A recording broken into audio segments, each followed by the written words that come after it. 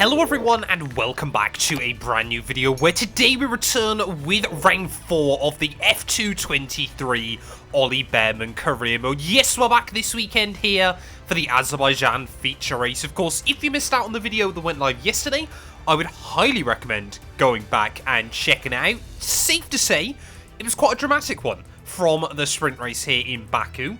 I mean, it's Baku in Formula 2 cars. Need I say anymore? But yeah, we head though into today's race, still P5 in the championship. However, it looks like rain is set to continue here in Baku. Can we keep it clean and tidy and score some more points? Welcome back to Baku.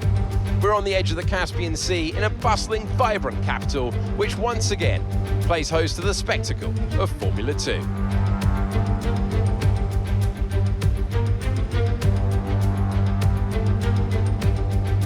It's 3.7 miles around each lap of the Baku City circuit, with 7 rights and 13 lefts, giving us a total of 20 corners. Keep an eye out for the safety car today.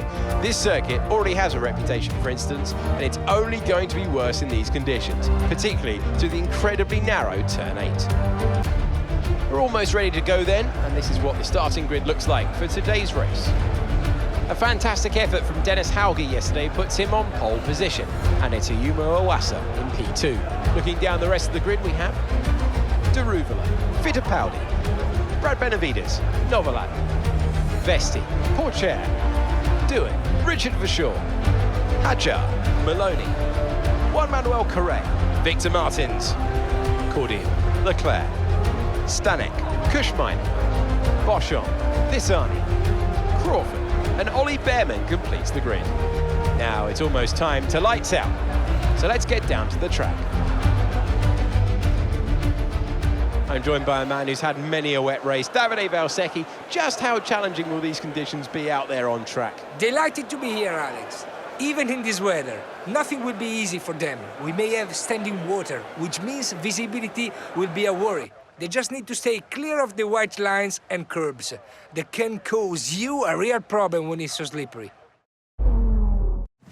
Well, some wise words there from Davide Valsecchi, but in terms of strategy today, I think the key is just going to be about survival here. Looks like the rain does tail off towards the end of the afternoon, but trying to keep a good balance in the car is going to be really, really tricky today. I'm going to lower the tyre pressures pretty much as low as they'll go. And sort of see what we can do with that. But yeah, how many sets of wet tyres do we have? I think we've got 3 sets, but 2 of them are very, very worn from yesterday's sprint race here. So I think, honestly, the key is probably just going to be about trying to keep these tyres in as good shape as we can for as long as we can there. But it's 5 red lights here in Baku, and it's going to be lights out, and away we go. Just trying to get the power down nicely. So we head in towards turn 1. Jack Crawford clearly has no interest in allowing us to keep the inside line, so we're going to have to send it to the outside of as many cars as we are there. Roman Stanek just a little bit slow in the way. But I think, yeah, despite Crawford's aggressive block... Oh, there's some carbon fibre, and we've got a virtual safety car immediately. So clearly the FIA seeing that carbon going, and the virtual safety car has immediately been deployed.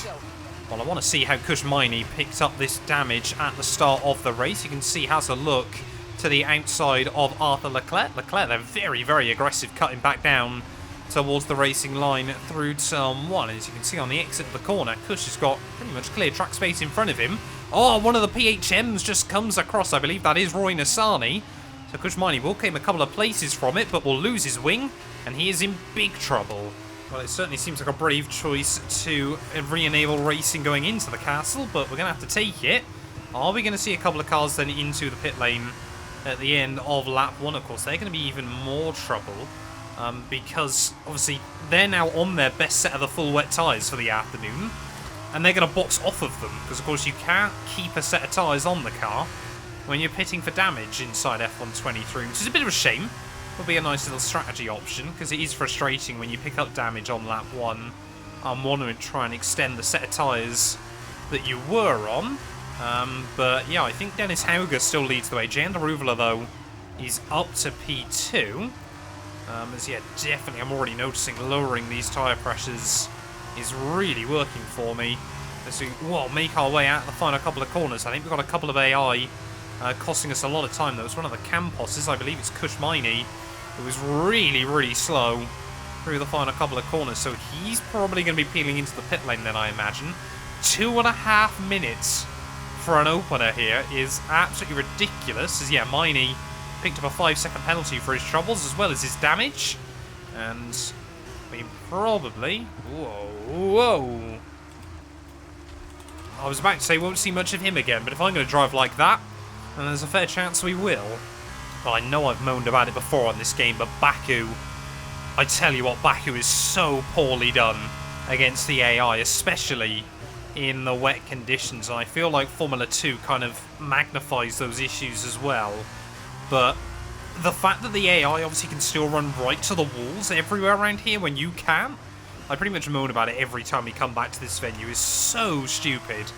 I don't quite get how coders in the A managed to overlook it as badly as they did, but it basically means you're driving on a track that's about 2 feet narrower, and if you ever run out there, you lose probably, I think especially in these cars, about half a second in the traction zones. Combine that with the fact that, well, in the Formula 2 cars it feels like at the moment, because you can't change the brake pressure, if I try and up the bias at all, and I mean by as little as 1%, we lock the rears.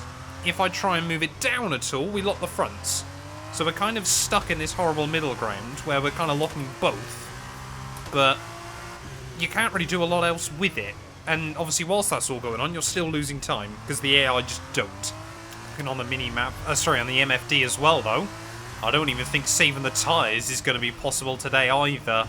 Tyre wear much too high around this venue unless we just start coasting around, in which case we'd lose more time. I mean, we basically are just kicking around at the moment, praying for a safety car or something of the like. I think, yeah, if we were in the dry, then we might have a chance still, but we saw yesterday how good the AI are here. It's so frustrating. It does just seem still that, you know, Albert Park, Australia was pretty well balanced. Had a bit of a weird shenanigans going on in the sprint race, but the feature race was very well balanced, of course, with the exception, obviously, of the tyre wear. Today, though, it just, yeah, Baku, I don't get how they can still get the AI difficulty so badly all over the show. I mean, I know exactly why it's happening. It's because they still insist on giving the AI traction control, which, of course, unless they're going for a spin, which obviously is pre-coded in, they can't really make a mistake. But, I mean, yeah, there's a gaggle still that aren't pulling away from me anymore. But when you're 7 seconds back, I mean, Kushmini is still taking bags of time out of me behind. You just can't really do a lot. Look at that, lap 6. Tyre wear warning lights already flashed up. Don't know how bad the AI's tyre wear is going to be around here, but I can't imagine it's as bad as mine. Rub against the wall out of the final corner. Yeah, we're already up to 60% wear, and we're not even halfway through this thing. There we go. Ralph Boschong first to blink. So maybe he's struggling as well on the tyres, but surely this won't really open up anything for us. So you basically lose 25 seconds for a pit stop here, but at the moment, I think we're basically going to have to run these tyres until they puncture, just to try and take us as far into the afternoon as we can. But I think, yeah, if the AI start pitting now, then we're going to see some shenanigans late on in the afternoon. Ralph Boschong was the first to blink. Will anyone else join him, though? Looks like the MP's staying out there at the front of the field. Doesn't really look like anyone else wants to box, which is a shame. Oh, there we go. One of them's in. Don't know who it is. It is going to be Isaac Hadjar into the pit lane for High-Tech. So we're going to be slowly picking up a couple of spots, but what I need now is, yeah, all the AI to pit, and then have no tyres towards the end of the race. Well, I don't quite know what else you've given me, but certainly not ready for tries. Porcher's out. Teo Porcher, I think's had a failure via C. Safety car has been deployed. We need to keep a positive delta here. Slow down and maintain a positive delta. Right, well, that's going to give us a freebie. Too low, and we're going to risk a penalty. Slow your pace immediately. Will we now start seeing more AI into the pit lane? I'm happy, though. Actually, I don't know if I'm happy, whoa, that it's not a safety car. Airport share running up in about P8, and yep, that engine has just gone bang on him. That is a nightmare for Teo Porcher. Of course, the ART driver won the opening 2 sprint races of the campaign, was looking to score more points here as well, but he is out of the feature race here in Baku. Big points have gone up in smoke, literally. There we go, VSC in again. We'll go green flag racing on the exit of the castle.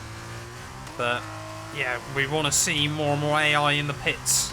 We're still only seeing 1 car in a lap. Richard Verschoor this time round. The next one to blink, 77% wear on that. Oh, there's been a pilot for turn 1. That's gonna be a red flag. That's a red flag any day of the week. What on earth has happened? So here we are then riding on with Juan Manuel Correa. Of course, went for a spin yesterday, almost loops it as he makes his way out of the final little kink here. But side by side with Zane Maloney as he heads back down in towards turn 1 here. And you can just see as he gets the car slowed down into the corner, just a little tickle of the throttle, and he's going to go around. And Zane Maloney there is going to cause an absolute roadblock behind him as well. No one with anywhere to go. And that's going to bring out the red flag here in Baku. Well, this does give us an opportunity back into this event, but please, it's going to dry. So let's think very carefully about our strategy for the rest of this race. I could have really done with a dry race restart here, but it is still slick conditions then in Baku. Hopefully, obviously, we'll be on that fresh set, or fresher set of the wet tyres. But if we get another red flag, who knows what might happen late on in the day. We're restarting P18. Let's focus up for the start. 5 red lights. Gonna be lights out and away we go. So we've gained a little bit, of course, from some of the cars having a box. We might be able to gain a couple more spots down in towards turn 1. So I believe we're actually on the tyres that we used, yeah, the end of the sprint race yesterday. So that's not too bad as we try and make our way through the first couple of turns. We've got more yellow flags out. Someone else is having issues. Who is that? Oh no, it's just Constantine running up then. So back into P15 we go. It kind of has meant that obviously all the AI have been able to get, well, most of the AI have been able to get a free stop as well out of it. It's Roy Nassani up in the lofty heights of P13. See Clement Novalak as well. They're battling inside the top 10. But we need to try and... Oh, I don't want to use first gear. We need to try and get up to the points here, I think, before the end of this race. But I'd love to see us switch over to dries before the end of this thing. But I think we need another red flag. Well, it definitely seems now that the rain has stopped, like we've got a bit of a better fighting chance against the AI. But yeah, you just never quite know what's going to be the case with tyres towards the end of this thing. Will everyone be able to go to the end on their scrub set? They're just starting to pull away from us now. I wouldn't exactly call Roy Nassani pulling away from me, but you can see Zane Maloney there has been overtaken by Clem on another car into the pit lane. I think Richard Verschoor went onto his, obviously, scrub set of tyres, and because of the red flag, has had to bolt on a really destroyed set of the full wets there as well. Amory Cordeal, we're going to get with nowhere to go, as he gets a huge tank slapper out of turn 2. Roy Nassani is trying to make moves, though. This is all getting a little bit scary at the moment. As we go around the outside of Cordeal, we'll go around the outside of Roy Nassani. Have a look down the inside of Zane Maloney, but think better of it. And, well, that's a double overtake. We'll take it. We will absolutely take it late on in the day. Nice now that we have got a fighting chance, but will we score a point or two?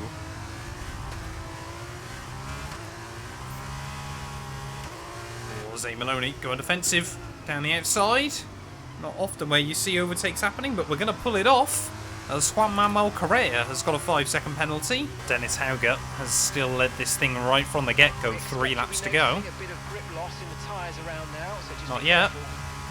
Team's starting to get a bit worried about the tyres. I'm still thinking that maybe a couple of cars are going to pit before this race is over, but even if we don't have the pace to get to Martins, even if we can just stay within 5 seconds of Correa, the fact that we might score a point here goes to show why you should never give up in Formula 1.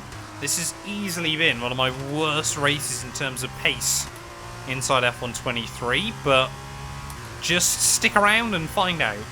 Oh, Martin's braking earlier than I was expecting. We'll send it down the inside. That's another move pulled off at turn 8. Still don't quite know how I'm doing it, but we're not going to complain. Just making our way up the hill.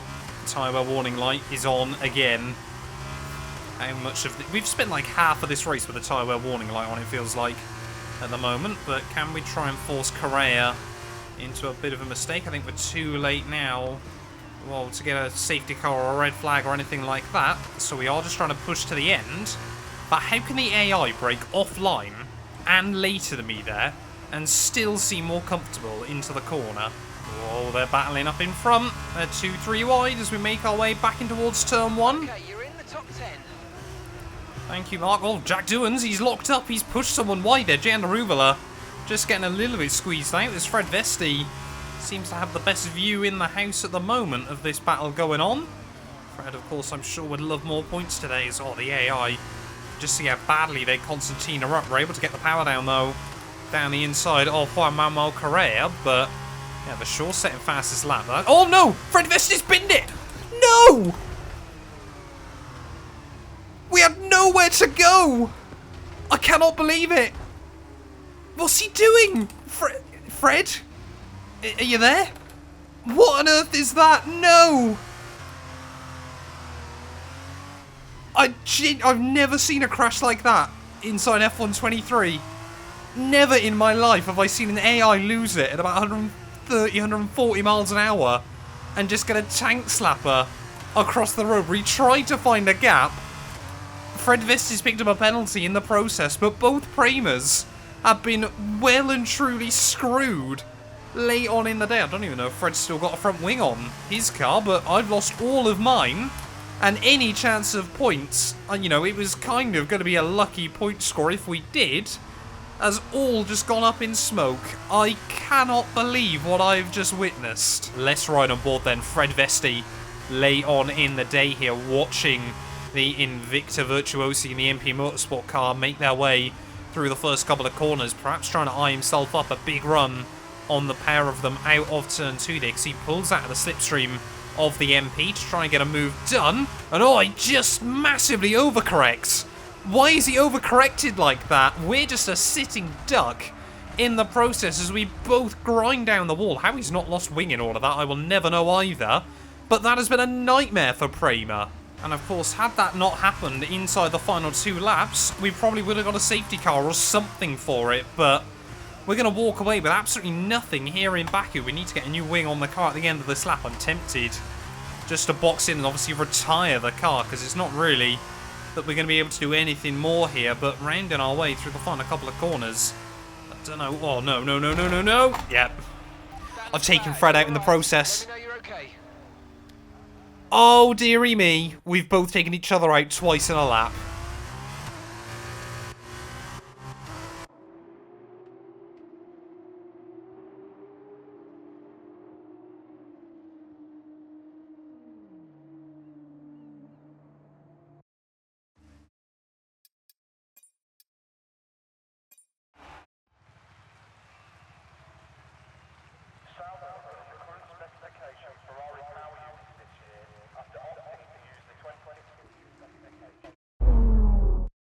A hard-fought win today then, after a very difficult race. And I have to wonder, Davide Valsecchi, just what set them apart from the competition here. The difference was in the strategy. Credit to the driver for sure, but races like this really drive home how much of a team sport this is. They did a lot of work on the pit wall to really make the most of each stint and to make the best use of these tires. But that said, all of that would have been for nothing without a talented hand on the wheel. And look at that, they're making their way out onto the podium now. Great race from the MP Motorsport team, and I'm very happy to see them up there on the top step of the podium.